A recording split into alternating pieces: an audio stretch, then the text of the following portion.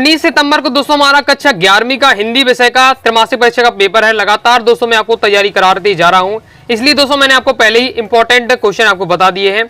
आप लोग उत्तर के लिए कह रहे थे तो उत्तर के साथ मैं आपको बताते ही जा रहा हूँ।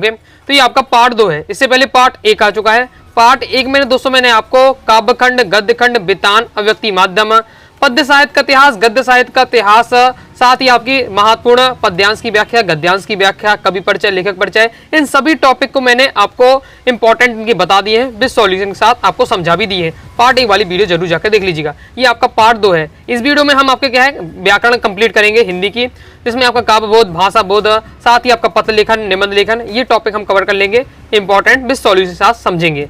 वीडियो को देखते ही देखते आपको तैयार करते जाना है, क्योंकि इतना ज्यादा समय नहीं है कि आप क्या आराम से अलग से पढ़ते रहें। वीडियो को देखते ही देखते आप क्या प्रत्येक क्वेश्चन का आंसर तैयार करते जाइएगा, क्योंकि पेपर में आपके एक भी दिन का गैप नहीं है।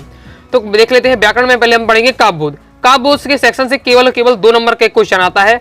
आपको मैं 6 से 7 क्वेश्चन आपको बता रहा हूँ, उन्हें तैयार कर लीजिए, कंप्लीट आपका हो जाएगा। बाकी आप क्या मेन टॉपिक तैयार कर लीजिएगा, जैसे रस आपको तैयार कर लेना, अलंकार आपको छंद वाला टॉपिक तैयार कर लेना है, तो आपका हो जाएगा। तो देख ले, स्थायी भाव संचारी भाव में अंतर आपको तैयार करना है। रस की परिभाषा उसके भेद लिखिए, यानी रस का टॉपिक देख लेते हैं हम।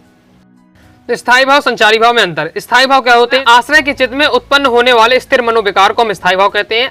संचारी भाव क्या है? आश्रय के चित्त में उत्पन्न होने वाले अस्थिर होते हैं। स्थायी भाव स्थिर होते हैं, अस्थायी आपका जो संचारी भाव होते हैं अस्थिर आपके भाव होते हैं। फिर आपको इसमें याद रखना, स्थायी भाव उत्पन्न होकर नष्ट नहीं होते। ओके, ये क्या अंत तक बने रहते हैं, जबकि जो संचारी भाव होते हैं वो पानी के बुलबुले की भांति बनते और मिटते रहते हैं। स्थायी भाव प्रत्येक रस का नियत होता है, प्रत्येक रस का एक स्थायी भाव फिक्स है। ओके, जबकि जो संचारी भाव होते हैं वो एक ही रस के संचारी भाव अनेक रसों के साथ रह सकते हैं। मतलब एक संचारी भाव अनेक रसों के साथ रह सकता है। स्थायी भाव की संख्या कितनी है? 10 होती है। संचारी भाव की संख्या कितनी? 33 है। 4 अंतर दिए। कोई भी दोस्तों 2 तैयार कर लीजिएगा, 2 नंबर के क्वेश्चन आपका आना है। आगे दोस्तों आ जाते रस देख लेते हैं। रस की परिभाषा याद कर लीजिएगा, और फिर रस के अंग कौन कौन से? स्थायी भाव, विभाव, अनुभाव, संचारी भाव, 4 अंग होते हैं। ये आपको तैयार करके रखना है, बाकी इनका डिटेल नहीं आता है। हमें देखना है इनके भेद या प्रकार। तो रस के आपके 10 भेद होते हैं, जो आपके पेपर में हमेशा आता है। ओके, जिनका आपको क्या करना है? स्थायी भाव अच्छे से तैयार कर लेना है। सिंह आपके 10 रस के नाम, उनके स्थायी भाव तैयार कर लीजिएगा। वस्तुनिष्ठ में यहाँ से आपका बनता है। ओके, तो ये आपको तैयार कर ले। अब एक एक रस का आपको क्या करना है? परिभाषा उदाहरण तैयार कर लेना है। परिभाषा वैसे आपके 10 रस है, लेकिन एक ही परिभाषा याद कर लीजिएगा। 10 की 10 आपके रसों में परिभाषा एक ही रहेगी। ओके, कहाँ कहाँ चेंज करना है देख लेते हैं। सबसे पहले आ जाता है सिंगार रस। परिभाषा क्या है? आपको एक बार परिभाषा ये याद कर लीजिए, 10 में 10 फिट हो जाएगी। सहृदय के हृदय में स्थित रति नामक स्थायी भाव का जब विभाव, अनुभाव, संचारी भाव संयोग होता है, वहाँ इस सिंगार रस की निष्पत्ति होती है। तो इस यहाँ जो आपका अंडरलाइन है, यहाँ बस आपको जिस भी रस का बता रहे हैं उसका स्थायी भाव लिख देना है। नेक्स्ट जैसे है करुणा रस। तो करुणा रस में क्या हो जाएगा? सहृदय के हृदय में स्थित शोक नामक स्थायी भाव का जब विभाव, अनुभाव, संचारी भाव से संयोग होता है, वहां करुण रस की निष्पत्ति होती है। ओके, आगे जैसे देख लेते हैं। अब हास रस का है, तो सहृदय के हृदय में से हास नामक स्थायी भाव का जब विभाव, अनुभाव, संचारी भाव से संयोग होता है, वहां हास रस की निष्पत्ति होती है। तो इस प्रकार से दोस्तों आपको केवल क्या चेंज करता है? आपका स्थायी भाव का नाम चेंज कर देना। जिस भी स्थायी भाव लिखेंगे उस रस का आपका वो परिभाषा बन जाएगी। अब सबको आपको क्या है? एक एक उदाहरण अच्छे से तैयार कर लीजिएगा। पेपर में किस प्रकार से क्वेश्चन आएगा? करुणा रस की परिभाषा उदाहरण लिखिए, आपका हास रस की परिभाषा उदाहरण लिखिए, बी रस की परिभाषा उदाहरण लिखिए, इस प्रकार से। तो ये आपका करुणा रस का एग्जाम्पल दिया हुआ है, ओके, तैयार कर लीजिएगा। जो मुझे याद है मैं आपको वही आपको बता रहा हूँ। ओके, आगे देख लेते हैं। आगे बी रस का, तो बी रस का तो आपको याद ही होगा। बुंदेलो हर बोलो के मुंह से हमने सुनी कहानी थी, खूब लड़ी मर्दानी वह तो झांसी वाली रानी थी। वह खून कहो किस मतलब का जिसमें उबाल का नाम नहीं, वह खून कहो किस मतलब का आ सके देश के काम नहीं। हास रस में कहा बंदरिया ने बंदर से चलो नहाए गंगा, बच्चों को रहने दो घर पे होने दो हुड़दंगा। रौद्र रस में श्री कृष्ण के सुर वचन अर्जुन क्रोध से जलने लगे, सब शोक अपना भूल कर करतल युगल मनने लगे। संसार देखे अब हमारे शत्रु ऋण में व्रत पड़े, करते हुए ये घोषणा वे होकर उठकर खड़े। इस प्रकार से भयानक रस में एक और अजगर एक और मेघराय, विकल बटो ही बीच में मर परचो मूर्छा खाए। यानी एक और अजगर है, दूसरी ओर क्या है? मर गया, यानी शेर है। बीच में जो व्यक्ति फंस गया है, जब उसने दोनों ओर देखा कि दोनों ओर कब क्या है, तो एक शेर है, अजगर है, मतलब जान जानी है, तो इस घबरा कर क्या है? मूर्छित हो जाता है। इसमें भयानक रस है। तो इस प्रकार से इजी वाले मैंने आपको दिए हैं, तैयार आपको अच्छे से कर लेना है। ये आपका विवश रस का दिया हुआ है, विवश रस का तैयार कर लीजिएगा। अद्भुत रस दिया हुआ है। बिनु पद चले सुने बिनु काना, कर बिनु गद कर्म करे विधि नाना। ओके, शांत रस का दिया हुआ, वात्सल रस का दिया हुआ है। भैया कभी बढ़ेगी चोटी, कितनी बार मोही दूध पियत आ जाऊं है ये छोटी। तो इस प्रकार से 10 रस के आपको क्या है? उदाहरण तैयार कर लीजिएगा। परिभाषा तो एक ही है, मैंने आपको समझा दिया है। आगे देख लेते। आगे दोस्तों हमारा नेक्स्ट क्वेश्चन है रोला छंद की परिभाषा उदाहरण सहित लिखिए। दोस्तों ये आपकी दी है रोला छंद की परिभाषा, अच्छे से तैयार कर लेना है। रोला छंद क्या है? यह एक मात्रिक समछंद है। 4 चरण होते हैं, प्रत्येक चरण में 24 मात्राएं होती हैं, 11 और 13 की यति होती है और इसके अंत में क्या है? प्राय 2 गुरु होते हैं, 2 चरणों में तुक आवश्यक होती है। तो ये आपकी दिया हुआ है रोला छंद। और फिर आपको क्या है, आपको उदाहरण भी अच्छे से तैयार कर लेना। ये आपका दिया हुआ है, जाति जाति हुई जिन्होंने भारत बाजी, निज बल से पट मेड विधर्मी मुगल को राजी। इस प्रकार से आपका दिया हुआ है, अच्छे से तैयार कर लीजिएगा। आगे देख लेते हैं नेक्स्ट दोस्तों क्वेश्चन हमारा, वक्रोक्तिक अलंकार की परिभाषा उदाहरण सहित लिखिए। वक्रोक्तिक अलंकार की परिभाषा देख लेते हैं। तो ये आपका दिया हुआ है, वक्रोक्तिक अलंकार क्या होता है? जब सुनने वाला व्यक्ति यानी श्रोता कहने वाले व्यक्ति यानी वक्ता की बातों को गलत अर्थ निकाल लेता है, वह वक्रोक्तिक अलंकार होता है। मतलब सुनने वाला जो व्यक्ति है कह कुछ रहा है तो लेकिन उसका अर्थ उसने कुछ अपने से अलग निकाला, वह वक्रोक्तिक अलंकार होता है। जैसे को तुम हो इत आए कहाँ, घन श्याम हो तो कितहु बरसो। ये आपका दिया हुआ, इसका रीजन भी इसमें बताया गया है, तो वो भी आप लिख सकते हो। जरूरी नहीं कि पेपर में आप स्पष्टीकरण लेकर लिख देंगे तो भी अच्छा है। अगर आपके पास टाइम नहीं रहता है तो आपको परिभाषा 2 लाइन की और आपको उदाहरण लिख देना है। ओके, स्पष्टीकरण लिखना चाहें तो लिख भी सकते हैं। कंप्लीट हो जाता है। आगे देख लेते हैं। आगे दोस्तों हमारा नेक्स्ट है, दृष्टांत अलंकार की परिभाषा लिखिए। ओके, परिभाषा उदाहरण से आपको तैयार कर लेना है इस टॉपिक को। तो दृष्टांत अलंकार क्या है हमारा? दृष्टांत का अर्थ होता है उदाहरण। जब काव्य में किसी बात को उदाहरण देकर समझाया जाए, ओके, अर्थात जब पहले एक बात कहकर फिर उससे मिलती जुलती दूसरी बात पहली बात के उदाहरण के रूप में कही जाए, जब 2 वाक्यों में बिंब प्रतिबिंब भाव हो तब वहां दृष्टांत अलंकार होता है। दृष्टांत का मतलब होता है उदाहरण। तो सीधा आप परिभाषा लिख देना है कि जब काव्य में क्या किसी बात को उदाहरण देकर समझाया जाता है वहां दृष्टांत अलंकार होता है। ज्यादा कुछ समझ में नहीं आता है, इतना बस आपको याद रखना है। जब काव्य में हम क्या किसी बात को उदाहरण के साथ समझाते हैं वहां दृष्टांत अलंकार होता है। उदाहरण है, पंगी प्रेम नंद लाल के हमें न भावत जोग, मधुप राजपद पाई के भीख न मांगत लोग। ओके, ये आपका स्पष्टीकरण भी दिया हुआ है। तो पहले तो आपको अच्छे से पहले उदाहरण तैयार कर लीजिएगा। ओके, और स्पष्टीकरण अगर पेपर में लिखना चाहे तो लिख भी सकते हैं, ना भी लिखेंगे तो भी चल जाएगा आपका। ओके, तो इस प्रकार से दिया हुआ है। आगे देख लेते हैं। आगे नेक्स्ट हमारा दोस्तों क्वेश्चन है, मात्रिक और वर्णित छंद में अंतर। ओके, तो दोस्तों ये आपका दिया है मात्रिक और वर्णित छंद में अंतर, लेकिन इसे आने के कम चांस है क्योंकि जो मेन आपके छंद दिए हुए हैं उनको छंद आपसे पूछे जाएगा, क्योंकि पूछना तो छंद से एक ही क्वेश्चन है। तो ये आपका रह के आपके नॉर्मल पूछे जाएगा, रोला छंद आपसे पूछा जा सकता है। तो उन्हें तैयार करना है, बाकी एक बार पढ़ लीजिएगा। मात्रिक छंद क्या है? मात्रा की गणना की जाती है। वर्णित छंद वर्णों की गणना की जाती है, उदाहरण के साथ दिया हुआ है। आगे दोस्तों हमारा नेक्स्ट क्वेश्चन है, मुक्तक छंद की परिभाषा उदाहरण सहित लिखिए। तो देख लेते हैं, मुक्तक छंद आपकी परिभाषा उदाहरण सहित देना है। तो ये आपका मुक्तक छंद के बारे में बताया गया। ओके, तो पढ़ लीजिएगा, लेकिन इसका आपको 2 लाइन में आपको बता दें। मुक्तक छंद को क्या है? आधुनिक युग की देन माना जाता है। जिस छंदों में वर्णों और मात्राओं का बंधन नहीं होता उसे मुक्तक छंद कहते हैं। ये आपकी 2 लाइन की परिभाषा हो जाती है। उदाहरण आपको तैयार कर लेना है, वह आता 2 टुक कलेजे को करत पछताता, पद पर आता पेट पीठ दोनों मिलकर एक। इस प्रकार से कुछ भी दिया है ऐसा, मतलब आपका काव्यांश रहेगा जिसमें कोई तुक नहीं रहती है। इसके आगे आपका उदाहरण ये दिया हुआ है, तो इसको आपको तैयार कर लेना है। आगे देख लेते हैं। आगे दोस्तों हमारा नेक्स्ट क्वेश्चन है, अभिधा शब्द शक्ति की परिभाषा उदाहरण सहित लिखिए। फिर शब्द शक्ति कैसे कहते हैं उसके भेद लिखिए। ओज गुण की परिभाषा उदाहरण दीजिए। माधुर गुण की परिभाषा उदाहरण दीजिए।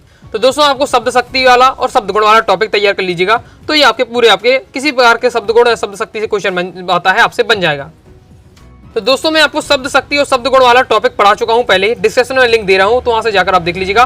तो उन टॉपिक को जरूर समझ लीजिएगा, तो आपसे इजीली बन जाएगा यहाँ से क्वेश्चन जो आता है। शब्द शक्ति वाली और शब्द गुण वाली वीडियो देख लीजिएगा। ओके, आगे देख लेते हैं कि दोस्तों आपके शब्द शक्ति के मैं आपको नोट से दिखा देता हूँ। अब मैं आपको समझा चुका हूँ, तो आपको क्या है वीडियो देखकर समझ लीजिएगा। टेलीग्राम चैनल को जरूर ज्वाइन कर लीजिएगा। टेलीग्राम में आपको क्या है पूरा मैं आपको क्रम से आपको मटेरियल दे दूंगा, तो वहाँ से आप पढ़ते रहिएगा आराम से। ओके, तो टेलीग्राम चैनल को ज्वाइन कर लीजिएगा। ये आपके हो जाते हैं शब्द गुण। ओके, ये मैंने आपको शब्द गुण बता दिए। पेपर में किस प्रकार से क्वेश्चन आएगा, प्रसाद गुण की परिभाषा उदाहरण लिखिए। माधुर गुण की परिभाषा उदाहरण लिखिए। इस प्रकार से दोस्तों आपसे क्वेश्चन पूछा जाता है, या फिर पूछा जाएगा शब्द गुण की परिभाषा और उसके प्रकार लिखिए। तो आपको इस प्रकार से इतना बता देना है। आगे देख लेते हैं। आगे दोस्तों हमारा नेक्स्ट क्वेश्चन लक्षण और व्यंजना शब्द शक्ति में। तो शब्द शक्ति वाला टॉपिक पढ़ लीजिएगा। अब अंतर बताना है, तो लक्षणा के बारे में शब्द शक्ति में लिख दीजिएगा परिभाषा उदाहरण, और व्यंजना शब्द शक्ति का परिभाषा उदाहरण, आपका अंतर हो जाएगा। नेक्स्ट विशेषोक्तिक अलंकार की परिभाषा उदाहरण सहित लिखिए। ये आपका दिया हुआ विशेषोक्तिक अलंकार परिभाषा उदाहरण तैयार कर लीजिएगा। संपूर्ण कारणों के होने पर भी फल का न कहना विशेष उक्ति है, अर्थात काव्य में जहाँ कार्य सिद्धि के समस्त कारणों के विद्यमान रहते हुए भी कार्य न हो वहाँ विशेष उक्ति का अलंकार होता है। मतलब सब सुख सुविधाएं हैं, फिर भी आपका जो लक्ष्य है वो प्राप्त नहीं कर पा रहे हैं, वो आपका विशेष उक्ति का अलंकार इस प्रकार से आप कह सकते हैं। जैसे उदाहरण बिल्कुल आसान है, 2-2 मेघ बरसते मैं प्यासी की प्यासी। अब यहाँ क्या है, 2-2 मेघ बरस रहे हैं, यानी 2-2 बादल बरस रहे हैं, फिर भी क्या है जो प्यासी की प्यासी है। तो इस प्रकार से इसमें देख रहे हैं कि कारण के होने पर भी क्या है उसको अपना जो लक्ष्य है उसको प्राप्त नहीं हो पा रही है। इस प्रकार से दोस्तों हमने क्या है काव्य बोध के इंपॉर्टेंट कंप्लीट कर लिए हैं। अब दोस्तों हम देखेंगे भाषा बोध। भाषा बोध से दोस्तों आपका 2 नंबर का एक क्वेश्चन आता है, 3 नंबर का एक क्वेश्चन आता है। पहले हम 2 नंबर वाले देख लेते हैं। बाकी जो भी मैं आपको मटेरियल बता रहा हूँ, पीडीएफ देखना चाहते हैं, ओके, सभी क्वेश्चन देखना चाहते हैं एक साथ, आप अपनी वेबसाइट अनुरागाचार्यक्लासेस.com से आप देख सकते हैं। गूगल पर जाइएगा, सर्च करिए अनुरागाचार्यक्लासेस.com। सबसे पहले वेबसाइट मिलेगी, ओपन करिएगा, वहां से अपना आप क्लास 11 की पोस्ट पर जाकर किसी भी सब्जेक्ट अपने सब्जेक्ट के आप क्या है इंपॉर्टेंट देख सकते हैं त्रैमासिक परीक्षा के लिए। भाषा बोध से हम देख लेते हैं। पहला लोकोक्ति क्या है, एक उदाहरण दीजिए। मुहावरा क्या है, एक उदाहरण दीजिए। मुहावरे और लोकोक्ति में अंतर लिखिए। मतलब मुहावरे और लोकोक्ति वाला टॉपिक तैयार कर लेना है। तो मुहावरे और लोकोक्ति में अंतर तैयार कर लीजिएगा, तो क्या है उसकी उदाहरण आपको बन ही जाएंगे। देख लेते हैं। तो ये आपका दिया हुआ है मुहावरा किसे कहते हैं, और ओके, तो मुहावरा किसे कहते हैं इसको आपको अच्छे से तैयार कर लेना है। फिर आपका लोकोक्ति किसे कहते हैं ये आपका दिया हुआ है, देख लीजिए। अब लोकोक्ति और मुहावरे में अंतर तैयार कर लेना है। ओके, वो लोकोक्ति और मुहावरे वाला अंतर बहुत ज्यादा इंपॉर्टेंट, अच्छे तैयार कर लिया। और 3 से 4 तैयार करके रखिएगा, क्योंकि ये क्वेश्चन 2 नंबर में भी आ सकता है, 3 नंबर में भी आ सकता है। क्योंकि आपकी भाषा बोध से 2 नंबर का क्वेश्चन आना, 3 नंबर का, ओके, तो हो सकता है कि मुहावरा 3 नंबर में भी आ जाए आपका। ओके, तो 3 से 4 आपको तैयार करके रखना है। ये आपका दिया हुआ है। आगे देख लेते हैं। आगे तो हमारा नेक्स्ट क्वेश्चन है, निपात शब्द की परिभाषा उदाहरण सहित लिखिए। क्षेत्रीय शब्द की किसे कहते हैं, उदाहरण सहित लिखिए। तो देख लेते हैं निपात शब्द क्या कहलाते हैं। निपात शब्द क्या है, किसी भी बात पर अतिरिक्त भार देने के लिए जिन शब्दों का प्रयोग किया जाता है उसे हम क्या है निपात कहते हैं। जैसे तक, मत, क्या, हाँ, केवल, जी, ये सब क्या है आपके निपात शब्द कहलाते हैं। जैसे किसी भी वाक्य में ज्यादा जोर देने के लिए जिन शब्दों का प्रयोग हो निपात शब्द कहलाता है।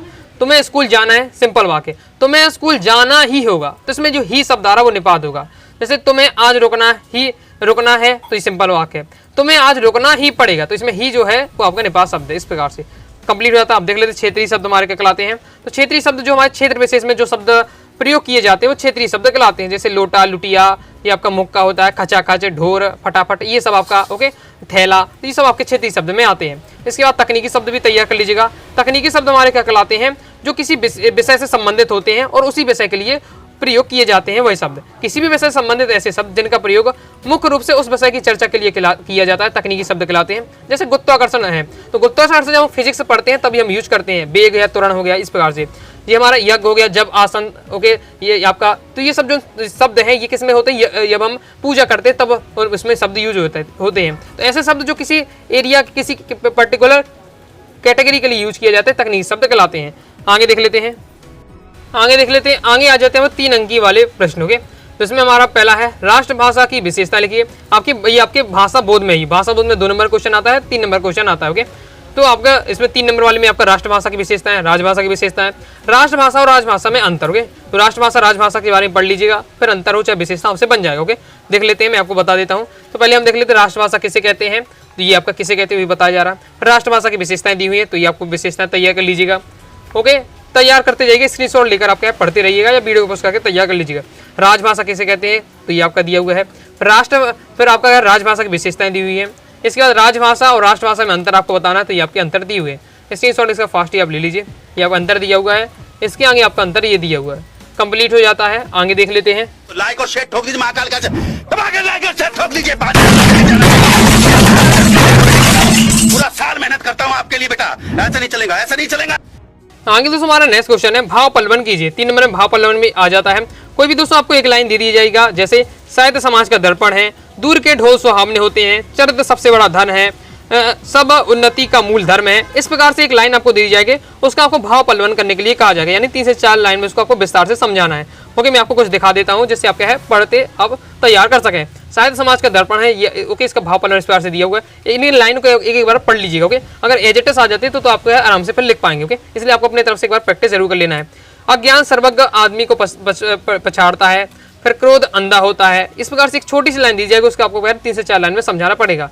चरित्र सबसे बड़ा धन है, आज मर्यादाओं को फिर से पहचानना होगा, सब उन्नति का मूल धर्म है। इस प्रकार से मैंने आपको बताया 6 और भी अपने से आप प्रैक्टिस की करती रहिएगा। आगे देख लेते हैं। आगे नेक्स्ट इस प्रकार से क्वेश्चन आता है वाक्य परिवर्तन करने के लिए, जिसमें आपको लुट्टन ढोलक को अपना गुरु मानता था, इसको निषेधवाचक बनाना है। निषेध यानी नहीं वाला, सिंपल है। लुट्टन ढोलक को अपना गुरु नहीं मानता था, इस प्रकार से आपका बन जाएगा। ईमानदार व्यक्ति कभी झूठ नहीं बोलता, संकेतवाचक बनाना है। गोपाल आज इंदौर गया, संदेहवाचक बनाना है। ओके, तो किस प्रकार से आपके दिए हुए हैं, ये आपके सॉल्यूशन दिए हुए हैं। जैसे गोपाल आज इंदौर गया, संदेहवाचक बनाना है, तो क्या गोपाल आज इंदौर गया, इस प्रकार से आपका बन जाएगा। ओके, विस्मय आदि बोधक लग के आपका बनना है इसमें। इस प्रकार से जैसे गणित का प्रश्न पत्र बहुत कठिन है तो आपको इसको नकारात्मक बनाना है, लेकिन बिना अर्थ बदले। तो बिना अर्थ बदले जबकि बात होती है तो आपको किस प्रकार से हो जाएगा, तो इसमें दोस्तों आपको क्या कर देना पड़ता है और फिर नहीं लगा देना पड़ता है। तो कठिन गणित का प्रश्न पत्र आसान नहीं है, ये आपका हो जाएगा इस प्रकार से।